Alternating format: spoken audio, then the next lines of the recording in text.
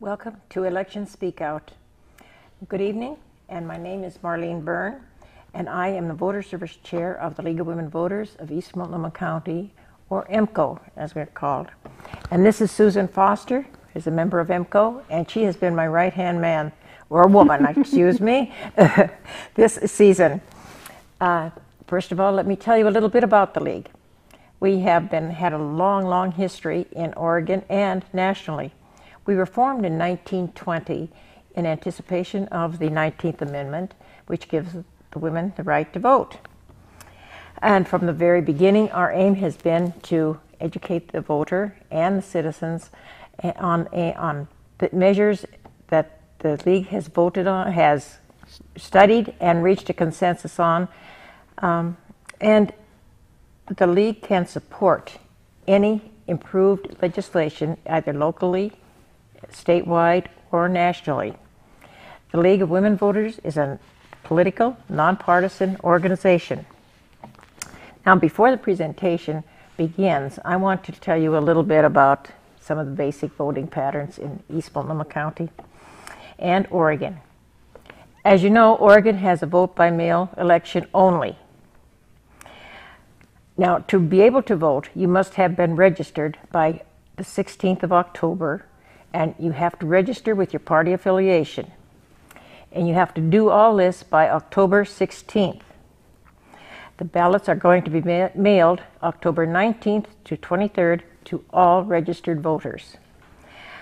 Now, remember, if you do not receive a ballot, to go to www.oregonvotes.com, and you will tell them and let them know.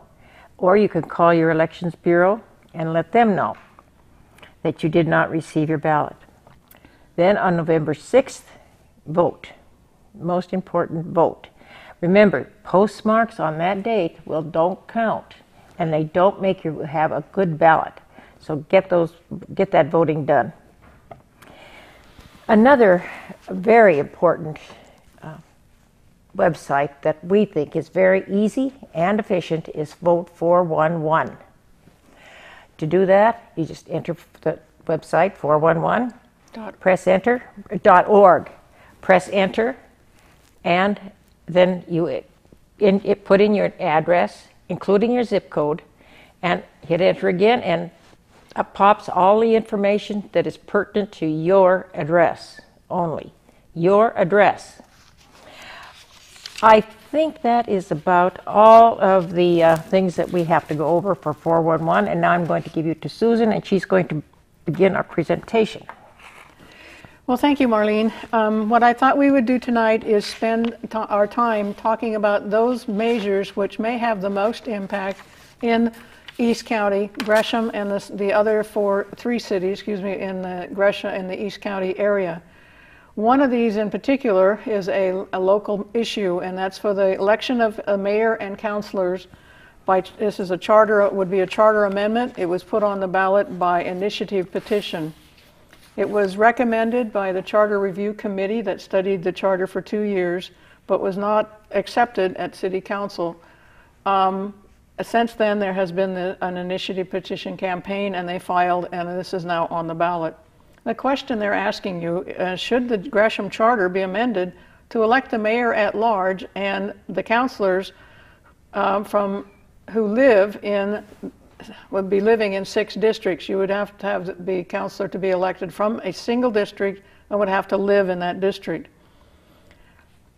This is thought to be, I think you're going to hear more about that from other folks in the area. I think there was a program on just previous to us that talked about this in more detail. But generally speaking, the citizens who are in favor of this believe that the citizens in every neighborhood in Gresham will have a voice. Citizens will know which counselor to contact for help involving solving their district and also city problems. The counselors will be accountable to the citizens in their districts, and citizens who know their districts will be encouraged to run for city council. It increases the ethnic, economic, and democratic diversity and geographical representation. And Marlene, I think you have some things to say on both con and financial information? Well, first of all, let me say both the voter's guide and all the information I have seen, that they show no financial impact at this whatsoever. Right. But the opponents do say that the at-large elections, they give everybody an opportunity to serve their city. And it elevates the needs for the entire community after completing individual agendas. Also, the current system of at-large elections, voters elect the 6 best candidates citywide for 4-year terms.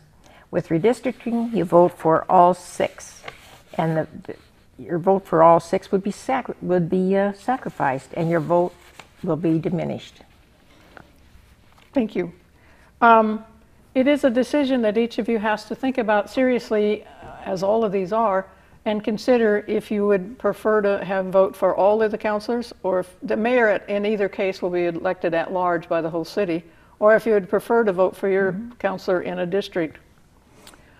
I think that it is self-explanatory, and I think you folks are good about reading the information. Vote papers, the voter's guide that is the printed voter's guide, out of which also Vote 411 has been formed, is now available in East County.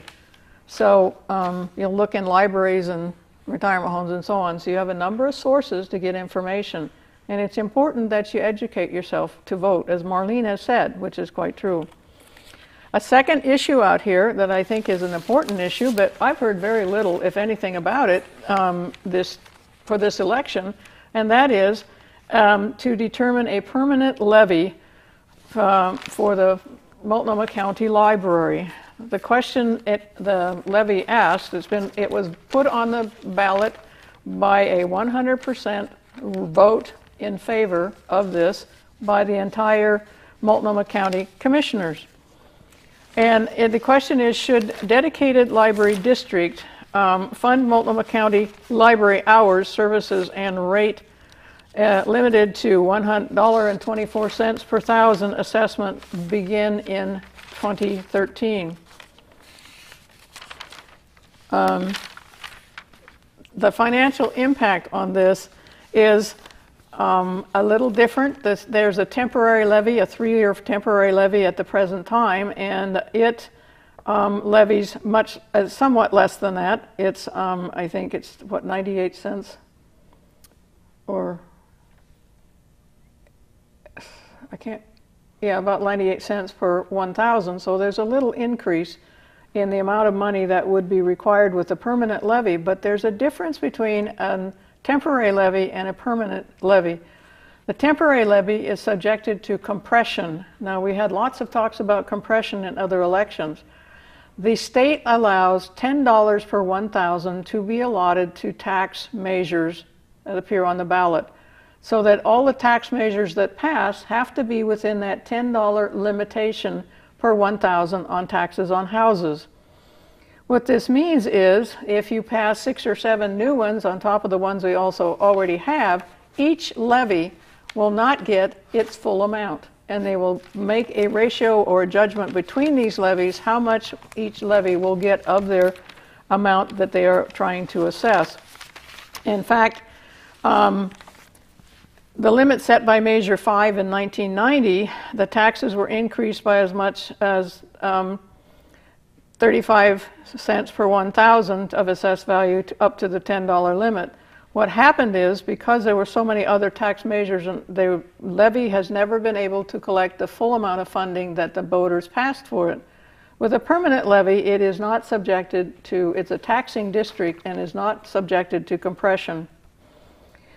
If you yes vote for this measure, the library would receive its tax funding through a permanent tax base and would no longer require county general funds. If the no vote would mean that we would stay the same and the library would continue to request funding every 3 to 5 years through temporary levies and would continue to ask for support from the county general fund. This adds a stability to the library, in terms of hours, they've had to decrease their hours even though they passed the levy in May. They were not able to fund fully the levy due to compression. And this has created problems in terms of keeping our libraries open as sufficiently long as we would like them to be. Supporters of the levy say that the library needs permanent funding. It needs a stable fund base, as in this case a tax base, a tax district. Then the stable funding so that the services of the library can be maintained and long-range planning can be done. The county residents have determined their issue, demonstrated demonstrated their desire for a good library system. And Multnomah County is well known across the entire United States as a good library system. It has the second highest circulation rate in the country, and that's the whole of the United States, and that rate has been increasing. The library is one of the most efficient systems with one of the lowest cost per circulated items. And the elected Multnomah County Board of Commissioners will remain the governing board for the library and will continue to exercise local control.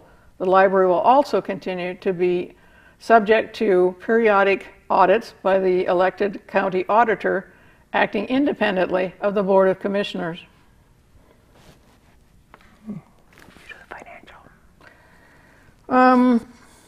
I told you what the financial impact is. The opponents to this measure say that creating a permanent tax district for the library would adversely affect other local government programs, each such as the Children's Levy and the Oregon Historical Society levy, because again, the downturn in property values has increased the effects of Measure 5 and Measure 50.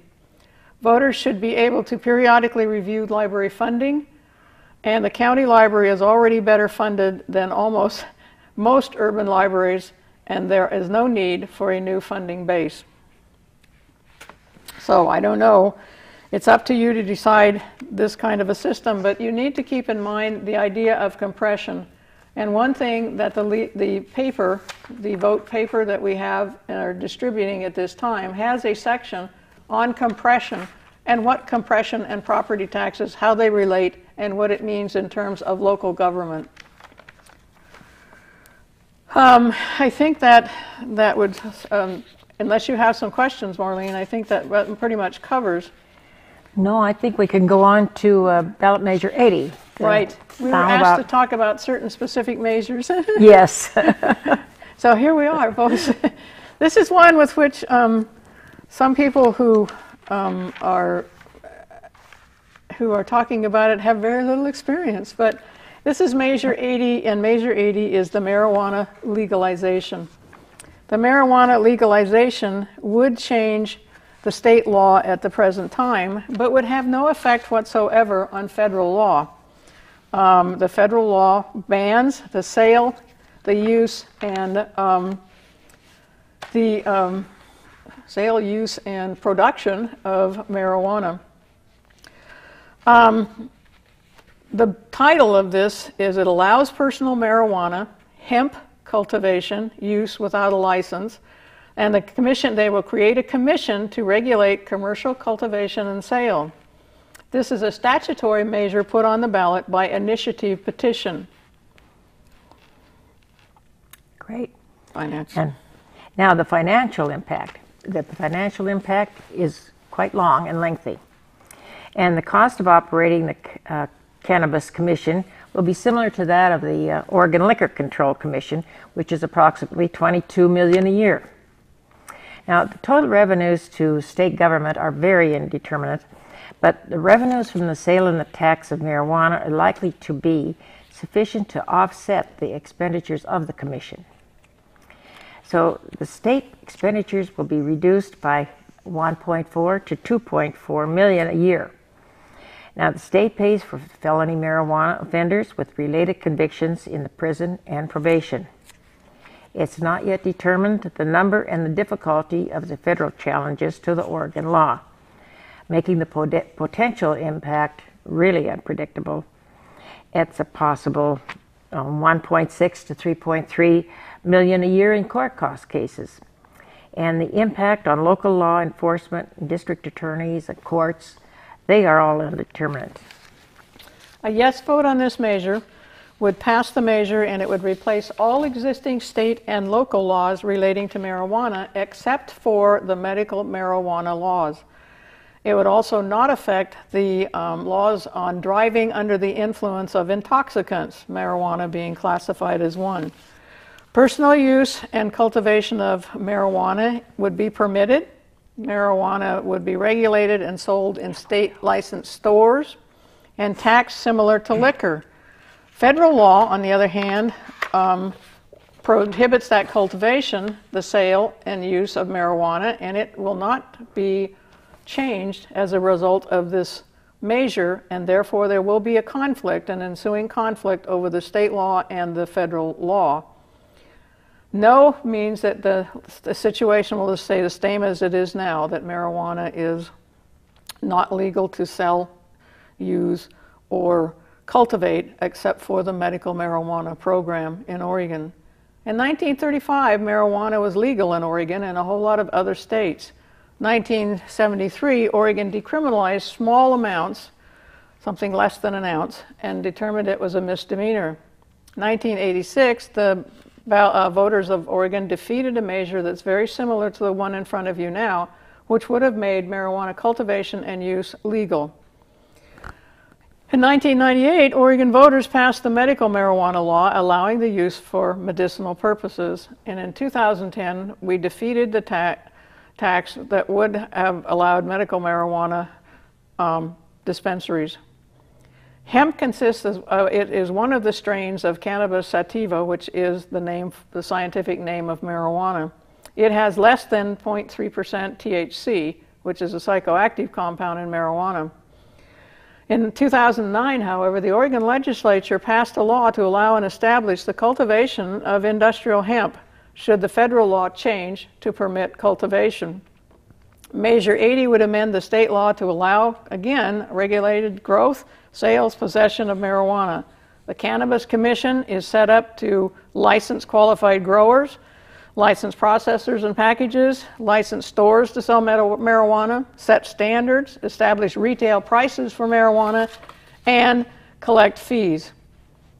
The revenues that would come from this are distributed by the Commission. The first thing is they would reimburse the Commission for expenses, the Attorney General's office for the costs of enforcing and defending the measure, and license retailers for paying the 15% of gross sales, by paying them the 15% of gross sales. The remainder of the monies that are left, 90% would go to the general fund, 7% to fund drug treatment, 1% to create and fund a committee to promote Oregon hemp fiber, 1% to create and fund a committee to develop and promote biodiesel from hemp seeds, and 1% to state school districts for drug education programs.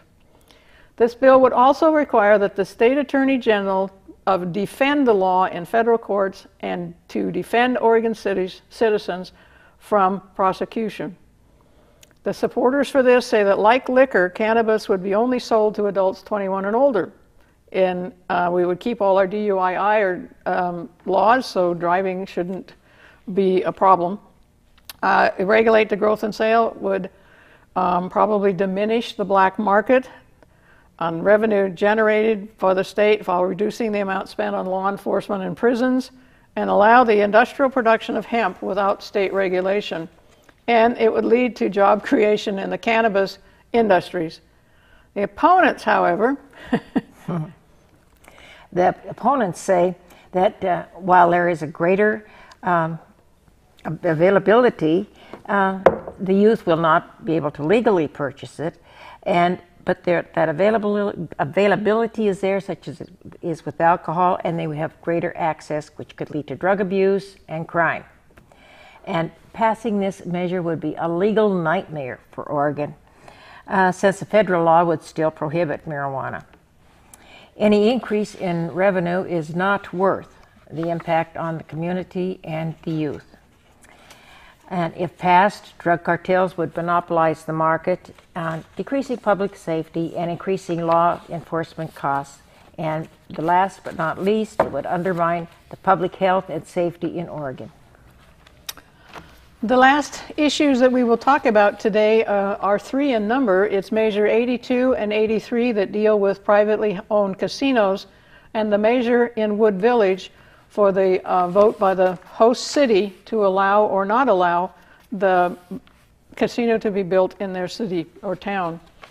Measure 82 allows privately owned casinos. It's a constitutional amendment, and it would authorize the establishment of privately owned casinos and mandate percentage of revenues payable to a dedicated state fund.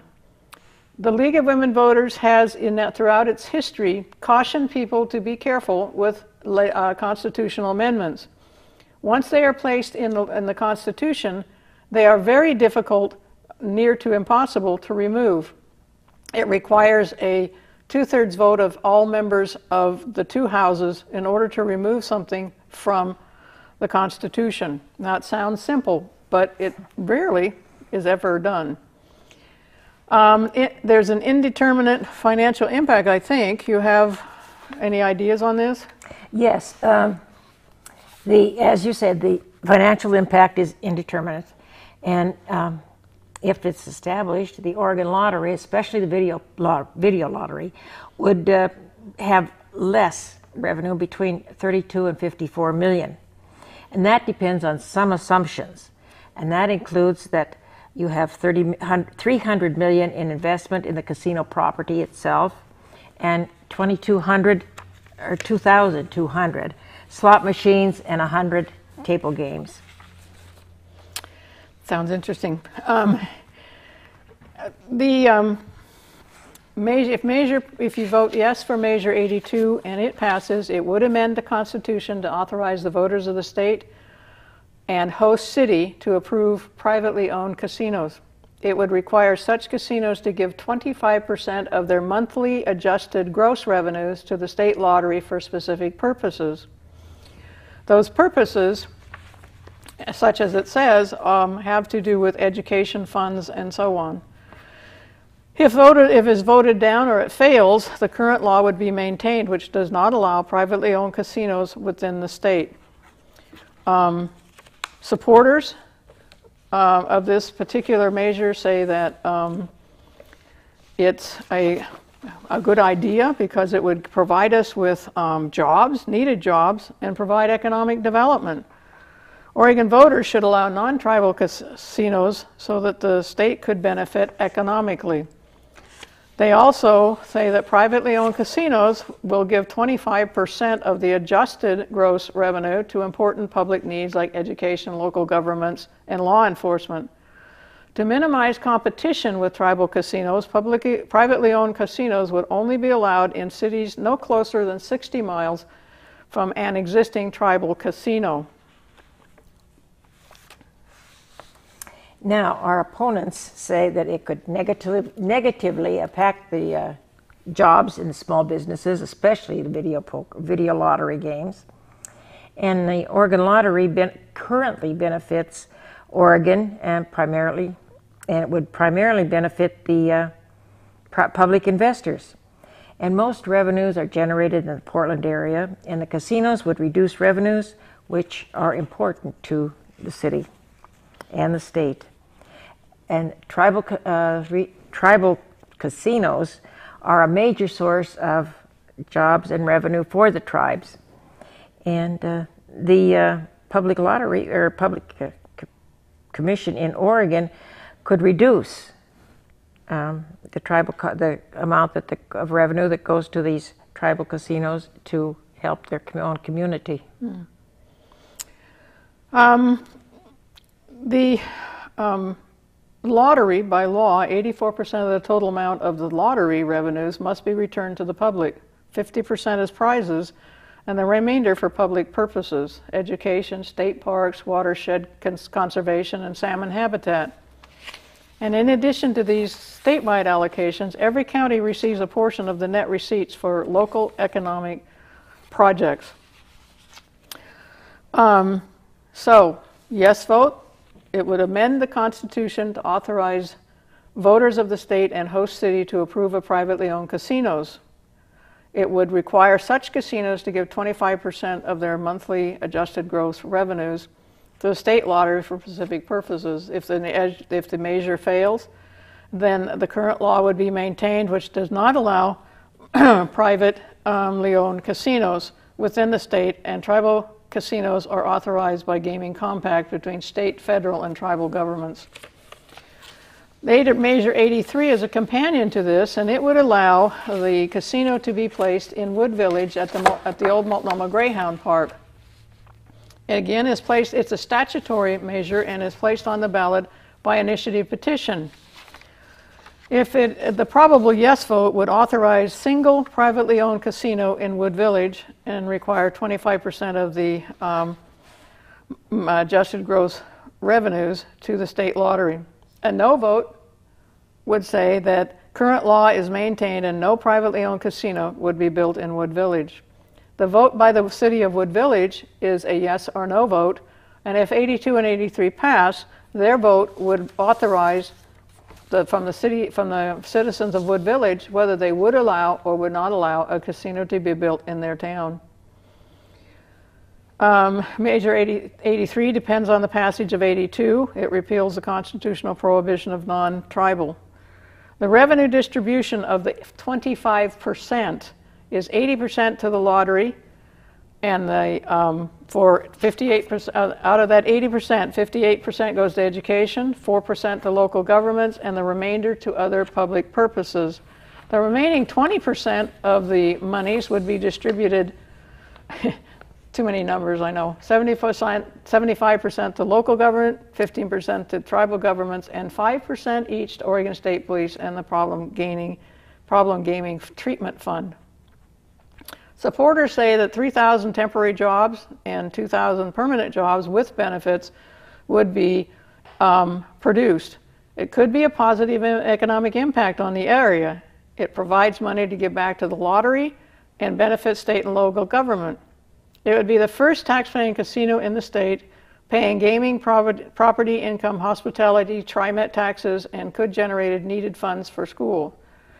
It's a new entertainment option for Wood Village and would attract tourists and possibly bring in out-of-state monies to Oregon.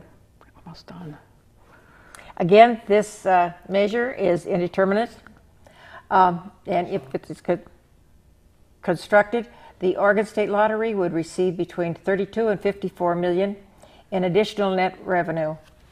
And this would depend on the number of gaming tables they had and also the amount that they have put in as an investment. I don't know, how are we doing? Are we 3 minutes? We had thought that we might talk about another measure, but I think I'd like to talk a little more about this particular measure because it's abolishing a tax and, oh, I'm sorry, I'm at the wrong place. But the casino measure is one that it should be of great concern to people. They need to consider how it impacts their local villages and towns, Wood Village, Fairview, Gresham, and Troutdale, and how they will deal with that kind of influx into the city. It may be tremendously positive. But that's what each one of us will have to make up our mind by ourselves. Okay, now I want to close, and first of all, I want to thank MetroEast for having us here and giving us a chance to speak to you, the voter, and giving you a chance to make up your mind on how you're going to vote for these ballot measures. The last thing I want to tell you is that there is another website you can go to, and that is www.oregonvoters.org. And when you enter this site, you will get a full context of the ballot measures. So for you political junkies out there who are really political junkies, you might want to get the whole ballot measure. Again, I want to thank MetroEast for having us and letting us speak out, and to you, the voter, for wanting to be an educated voter and voting. Thank you.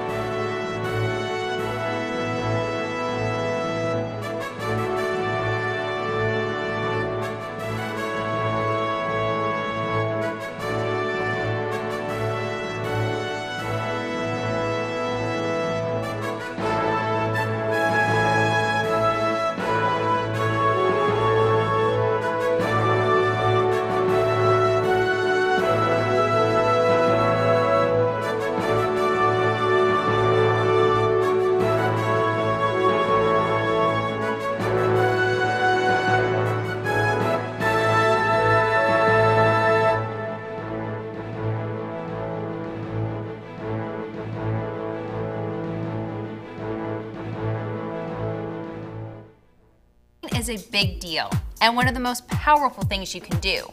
But deep down, people vote because... I vote for my family. I vote because every voice does matter. Because my grandmother couldn't. Because democracy only works if you participate. I vote because if I want my voice to be heard, the first thing I must do is vote. I vote for more bike lanes. For cleaner streams. For more jobs. For the future of the arts. I vote because I want a say in where my tax dollars go. Because of all the women who ensure my right to vote. Because I did last year. Because it's easy. I vote because it's my civic duty.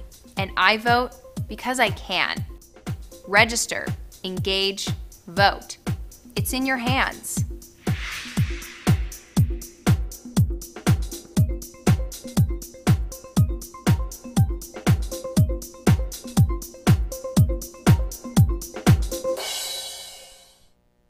The League of Women Voters makes history. Our country would not be the same without their dedication. Formed by women who organized to win women the right to vote. It is now a co-ed organization. Studying, informing, and acting. Nonpartisan. Grassroots. Influential. Taking political stands on many issues. The League of Women Voters encourages all citizens to be informed and active in government. Join the League of Women Voters of East Multnomah County in making history today.